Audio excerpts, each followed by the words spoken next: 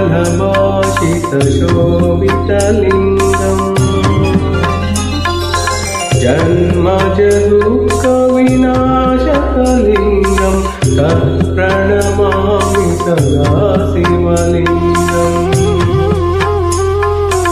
देवमुनिप्रवाचितलिङ्गं कामादहन करुणहरलिङ्गम् रावणदर्पविनाशनलिङ्गं तत्प्रणमामि सदा शिवलिङ्गम्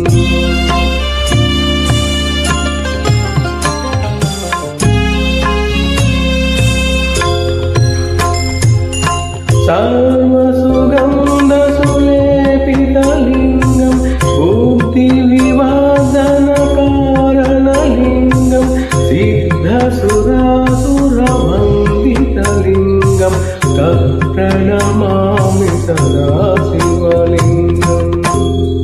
कनकमहामणिभूषितलिङ्गं परिपतितलिङ्गं भावैर्भक्तिभिरेव च लिङ्गं दिनकरकोटिप्रभाकरलिङ्गं तत्प्रणमामि सदा शिवलिङ्गम्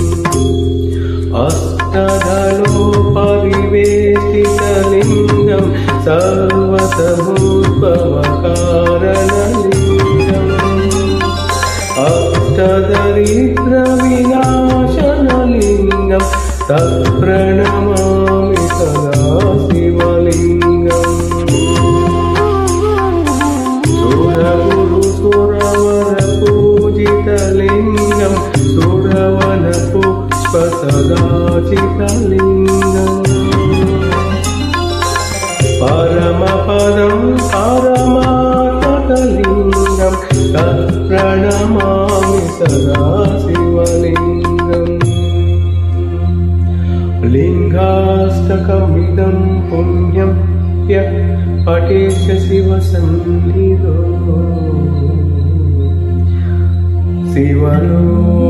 शिवलोकमपोहति शिवेन